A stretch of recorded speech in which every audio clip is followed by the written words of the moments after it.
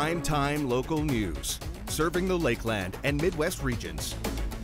All right, well, happy Thursday, everybody. For those that are back to work, even though it feels like Monday, a very short work week, including for us here at Primetime Local News. It's our first show back from the holiday break. Of course, we took to Facebook asking you take down your Christmas tree between Christmas and Boxing Day or after New Year's?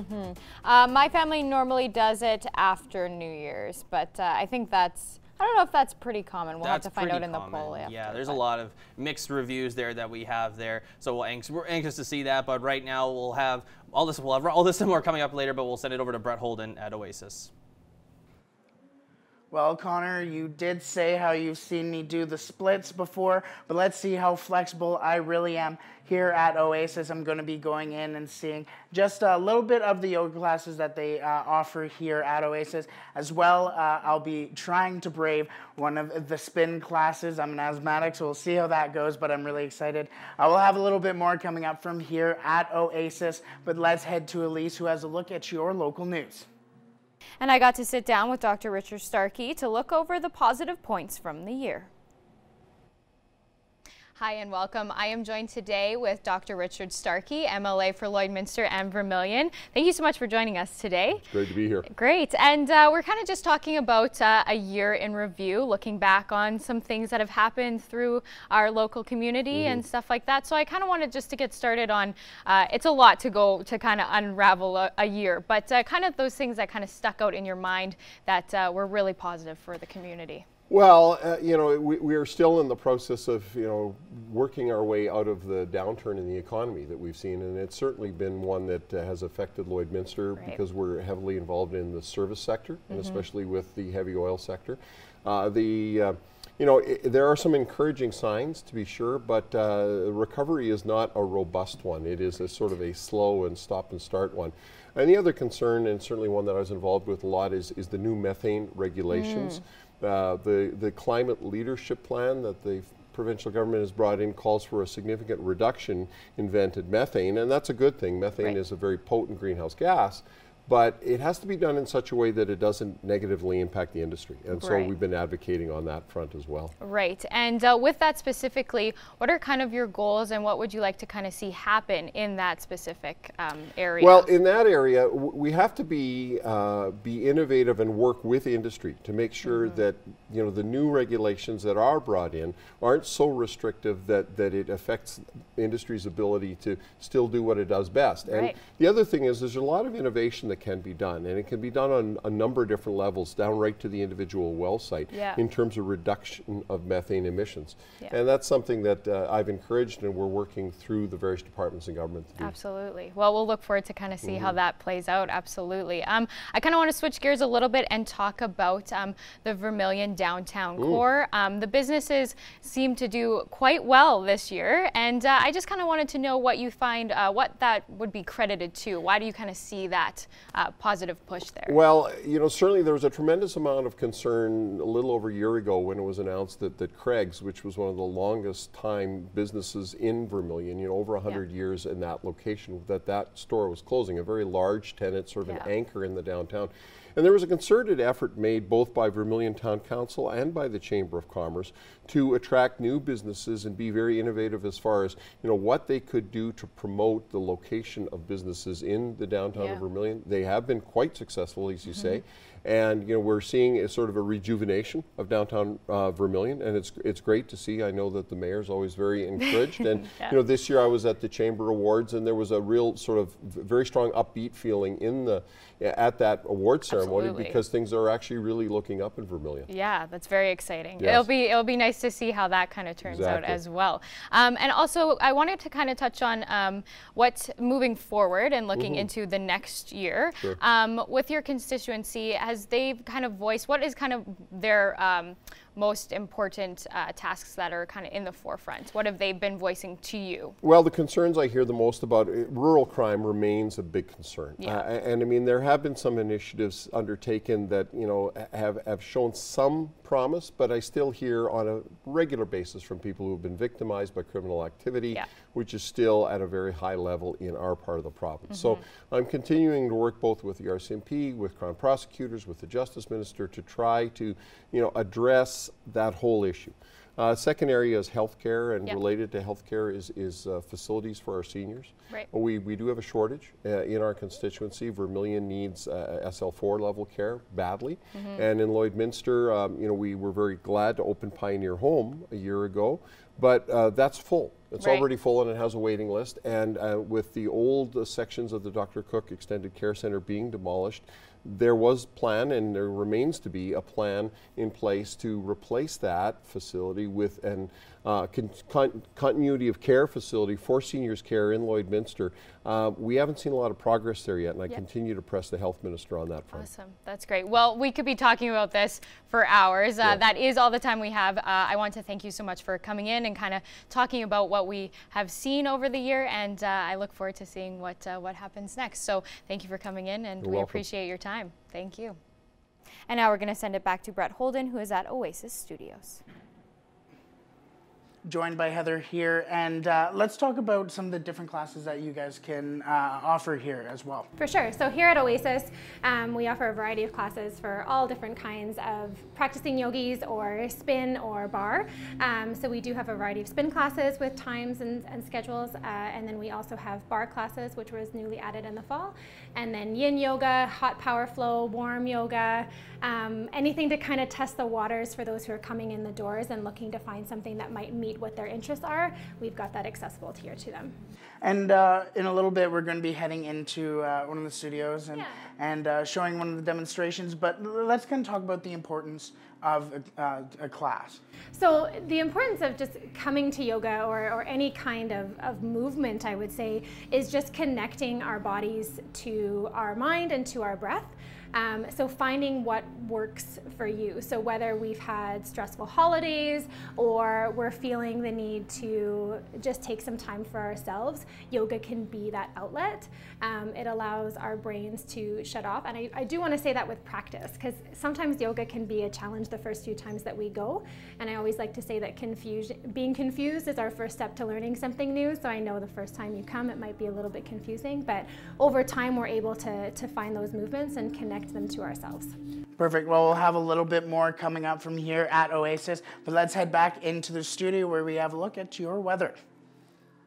Well, -12 outside in the city right now. That was our daytime high for today. The sun set at 4:07 this afternoon. Winds right now are out of the south, 14 kilometers an hour. Wind chills -19. Records from today, 8 degrees and -36. Nowhere near -36, but it would be nice if we were near 8 degrees for today, but no, we are not.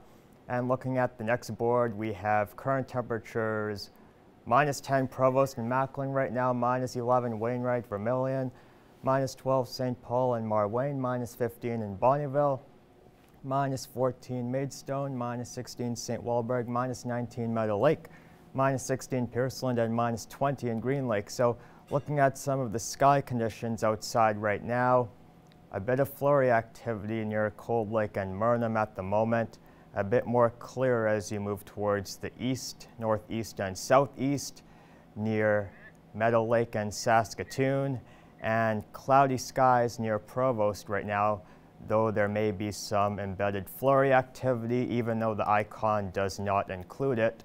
And overnight tonight, -20 Meadow Lake, -18 Pierceland, -15 Provost, -16 Murnham, and -17 in Paradise Hill. Temperatures for tomorrow in Lloydminster, -11 for the morning and -9 by the afternoon. Southeast winds 15 to 20 kilometers an hour, mix of sun and cloud. Warming overnight Friday in through Saturday morning to -5 and warming to -2 by the afternoon. 90% chance of snow that day. It could amount to 5 to 10 centimeters by the end of the weekend. Winds out of the southwest. Warm front moves across the region, and -6 Sunday morning, and we fall all day in temperatures on Sunday, down to -20 by the afternoon, so it will be warmer in the morning than the afternoon. The winds are going to gust 35 kilometers an hour, and we could see continuing snow.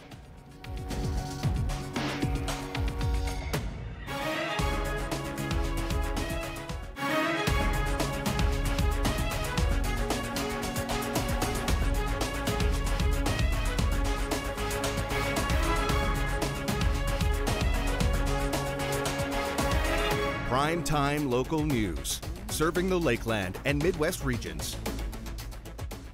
Welcome back. The city of Cold Lake focused on recreation in 2018 and what's in store for 2019. Well, Justin Marshall is joined with Mayor Craig Copeland to take a look at the future priorities. Well, this is a beautiful project. One of the successes of 2018 into 2019. We're standing behind us is the artificial sports field where there's going to be football, soccer, rugby. One of your huge successes. Why did you decide to build this for Cold Lake? Well, we had a lot of requests from the football players. Certainly the high school players were really wanting a new field. And council felt that the Energy Center is going to be a great fit. We want an elite field, and so the stands are going to sit a couple hundred people in there, and it's going to be great for tournaments and also for the football teams in Cold Lake. I think it's being fantastic. It's a great facility, lots of parking, and Nova Mechanical is doing a great job on out of Bonnyville, company out of Bonnyville, local one got the bid, and so it's going to be a great fit to what is a beautiful facility out here at Imperial Park. One of the many successes of 2018. What were some of the others? I know. One of my buddies was like, "Oh, you're meeting up with the mayor. Make sure you tell them they need to put a dome on so that we could use this year round." Well, absolutely. So one of the built-in costs of the field was the ability to do that. So we actually are talking about that. People go, a dome, but you probably can put a dome on for under $3 million. With what we've done here. And so with the dome, it allows you now to have an all-season field. It takes about 70, 80 people to put the dome up and then take it down. But Foot Field in Edmonton, we visited it. It's quite a nice dome, and it's a great idea. It would actually allow us not maybe to build a field house, another field house in Cold Lake. So I like the idea of a dome. Council will have it on our capital list. It's just a matter of when we can fund it. What were some of the other projects that went well in 2018, some of those successes? Yeah, in this year we finished up with the new arena. So we built the second arena next to the Imperial Place, and so we call it the new arena. And it was a $20 million build, and it has some neat features in it. It's got a big climbing wall. It's pretty cool in there. We'll start that climbing wall up soon. And then we have a little mini stick hockey rink in there and a lounge between the two arenas. So the second arena came in good, and we're very happy with things. And we did a big storm sewer line. People really don't get excited about water and sewer projects, but this was an important one for us. It took many years to get going, but it was actually underground drilling underneath the area, underneath the highway. And it's a major drainage for the meadows area, as we call, and so it's going to really improve the flooding that we get, overland flooding in Cold Lake. So that was a big project, and it went really well. We're really happy with the company that did that. The air show was a big success, great time. Every 2 years, come on out in July. The wing did a great job. The organizing committee of the air show, it's a great entertainment. The pilots put on a great show. And so that was a big success in Cold Lake. 2019, I know the regional water line's one of the major things for the whole Lakeland. Would that be one of your focuses looking ahead? Well, City of Cold Lake was part of the group that went to the deputy minister and lobbied for the water line. Once the province decided that Cold Lake water would be the regional water source, for years the province always wanted the city to make that decision, and we said, no, the water is a provincial matter. And the province made that decision. We helped the town of Bonnyville and others get the final push. Then the province stepped up and funded the project, 90-cent dollars, and the rest of the people that are going to benefit from the water have to come up with the 10-cent dollars.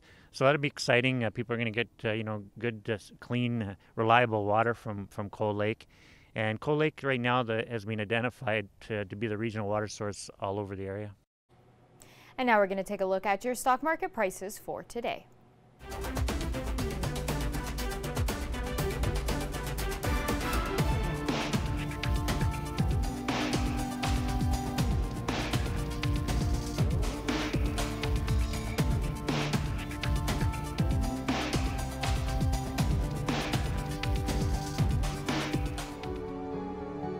We restore more than just property. We restore hope. When disaster strikes, call the one that can make it right. First General Services, your property restoration experts.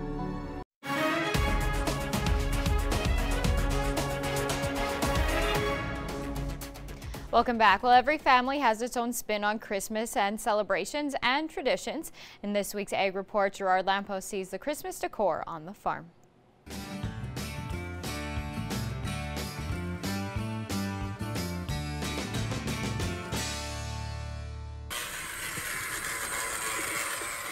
My grandmother, my mom's mom, when you went to her home as a little girl, it was just always done up so beautifully at Christmas. And as a little girl, I just always thought, wow, this is just awesome. And I guess my whole family says I've just carried on her tradition. Debbie Petrukovich farms with her family south of Lloydminster. Her Christmas village on the farm is an annual decorating tradition. Back then we still had Zellers and they had a few little pieces, so I just started collecting. Over the years, with gifts from family and friends, the village has just grown to taking up 2 levels on this wall. 2 new pieces were added this year. One house is called the Chestnut King. I've never seen a village piece like that before, so he obviously sells chestnuts and whatever for Christmas. And the other one was the Reindeer Veterinarian Clinic for Santa's reindeer. The original pieces are still intact. Well, I've got a bed and breakfast. I think that's probably one of the oldest pieces that I have here. And the North Pole. When I found the North Pole, I just couldn't believe it when I found this. It all came all together, all the village, all the houses and the elves and everything. And that's probably one of my oldest pieces too. One year for Christmas, our son gave me Scrooge and Marley. That's from the Charles Dickens line. Like, there's several different lines of pieces that you can collect, and that line is actually quite expensive. Nostalgia is certainly a big part of family traditions, and the family Christmas village has gotten quite extensive. The struggle's always been, where are we going to put the village this year? And then our daughter suggested putting it here this year, and everybody has commented on how it's just almost the best spot. For some, it's the church, the ski lodge, the wine and the cheese, the farm, and there's the fascination with the train. Gerard Lampau, Primetime Local News. This Ag Report is brought to you by the Lloydminster Co-op Agro Centre. Depend on them for product, tools, and expert advice. Shop at your local Lloyd Co-op Agro Centre with branch locations in Lashburn and Neilburg. That's it for your egg news. Sports is next, but first we'll take a look at your egg prices.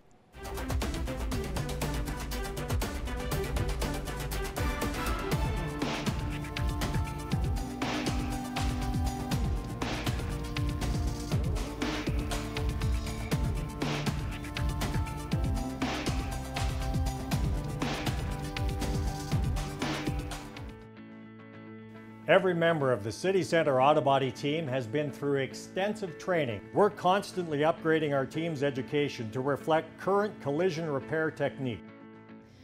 Okay, so making your way to the top of your mat, grounding down through all 4 corners of your feet. Inhale, reach up.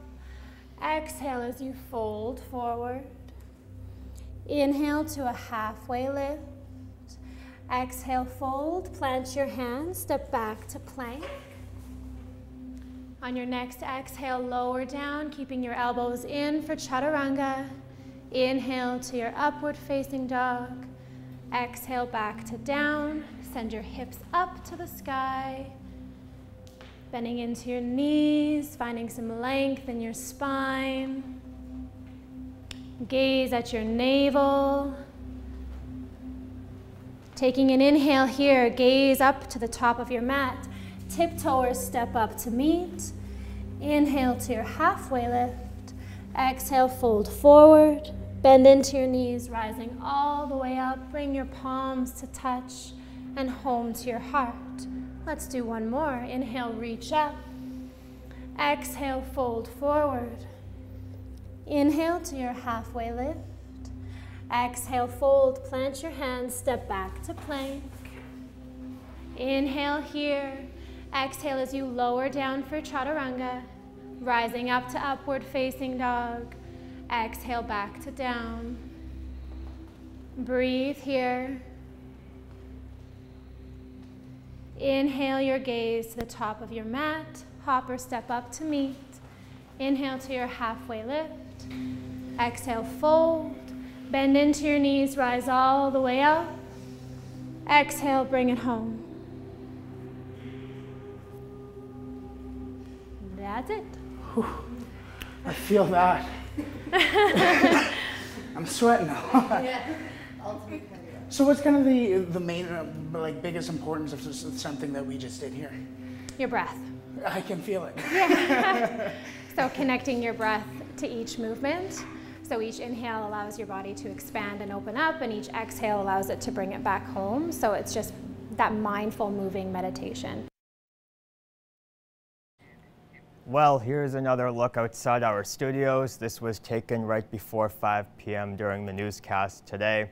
So we saw some flurry activity through the afternoon and probably continuing as well throughout this evening on the overnight period. So current temperatures, we will look at southern Alberta this time. So -12 Swift Current right now, -12 Kindersley, -13 Moose Jaw, -19 Regina, -19 Yorkton, and -12 in Estevan. In through the west, -7 Lethbridge, -6 Medicine Hat, -8 Coronation, and -6 in Calgary. So we have a high pressure system in through the region. We have easterly winds through the day today. That brought in all the flurry activity, and that kept the temperature down as well. The temperature did not move much throughout the day, maybe only 2 or 3 degrees through the whole day today. Eventually, though, we are going to see the warm front move in from the west, maybe into the minus single digits for your Sunday or Saturday, actually, I should say. And we will see a lot of snow move in as well from BC as that warm front moves in. Satellite radar map, really just some flurry activity through the region as well. Some snow near Edmonton right now. And temperatures tomorrow, -5 Provost and Macklin, -8 Wainwright, -9 Vermilion, -10 Marwayne, -9 St. Paul, -11 Bonnyville, -12 Pierceland, -12 in Meadow Lake, -11 St. Walburg, -10 Maidstone, and -13 in Green Lake. So North Battleford right now, -16, -16 for the overnight as well, and -9 for tomorrow. Looking at Cold Lake right now, -15, -17 overnight, and -11 for tomorrow. And flurries continuing through that region. Lloydminster, -11 overnight. Southwest winds becoming southeast for tomorrow. Daytime highs reaching -9. Very gusty on Saturday, rising to -5 by 5 a.m. in the morning. -2 by the afternoon. 90% chance of snow. -6 Sunday morning, falling to -20 by the afternoon, so it will be colder in the afternoon than it will be in the morning. That strong wind out of the northwest is going to bring all that cold air in, and that word gusty over Saturday should actually be over Sunday now that I noticed that. And -31 for Monday morning and -22 by the afternoon. That will be our coldest day. That is New Year's Eve as well. -19 Tuesday morning, so warming by 5 a.m. again, and -10 by the afternoon, 40% chance of flurries, and warming to -4 Wednesday morning. 2 degrees by the afternoon, maybe above 0 degrees, could see some freezing rain in the morning, and -1 on Thursday.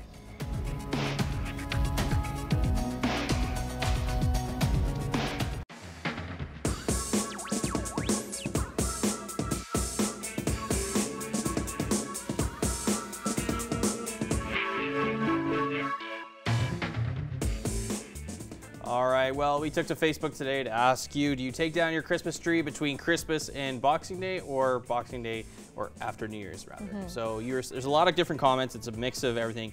Everything comes down Boxing Day because 3 weeks is more than enough of having your Christmas tree up. One says, not till after Ukrainian Christmas, so very It just kind of depends on, a lot of different things. I think for the most part, lots of people, once Christmas is done, they're over it. It's such a big build up for like a month ahead of time and stuff.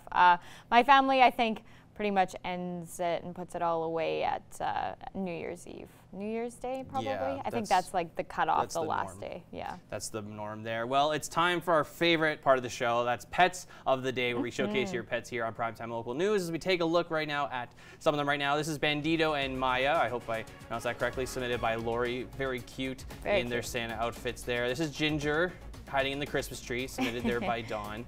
very adorable. Next we have Kovu and Crash wearing antlers on their waist, submitted by Kirsten there. Very cute indeed. And Augustus, submitted by Becca there in her new bed she got for Christmas. And last but not least is Lexa, submitted by Christine. Cozy. So thank you everyone who sent in those pet pictures. You're automatically entered to win a Pet Pad gift card, which we'll be giving away tomorrow on Primetime Local News. We want to see your pet. Send photos of your pet and their name to our Facebook, Twitter, or Instagram to have them featured on Pet of the Day. Your name will be entered into a weekly draw for a gift certificate from the Pet Pad.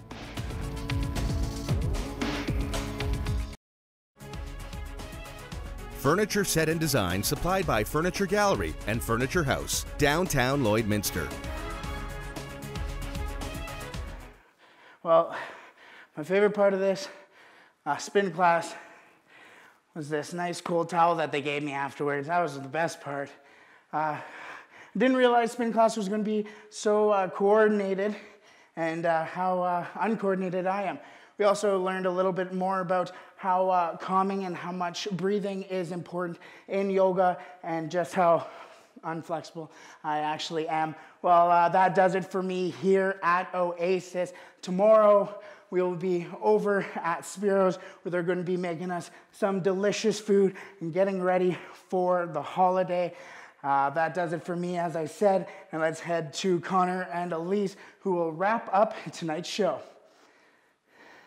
All right, Brett, maybe just take it easy. You sound like you might pass out there. But -9 for tomorrow, -2 on Saturday with a 90% chance of some snow. So we could see up to 10 to 15 centimeters over the weekend by the time it's all said and done. -20 on Sunday with very gusty winds. You can see close to 35 kilometers an hour with that wind coming in from the northwest there. -22 on Monday. The low is -31. So we're in that scary territory of getting closer to -30. But it does warm up a little bit on Tuesday, the 40% chance of some precipitation there with a mix of sun and clouds at -10. +2 on Wednesday, though, with the 60% chance of some freezing rain, and -1 on Sunday with a sun and cloud mix. Well, it's a mix. To move to Australia. They've got +49 and we've got -30. But it's like, can we handle that every day? No, you couldn't. It would be a lot. It'd be a lot of water and hopefully a lot of shorts wearing probably. Yeah, cool. I think it's just it's the opposite, right? They have extreme heat, they're used to that, and we have extreme cold. So I don't know. Whatever you're used to, right? I guess. Exactly. Yeah. Well, that's gonna do it for us here this evening, folks. Thanks so much for watching. Have yourselves a great night.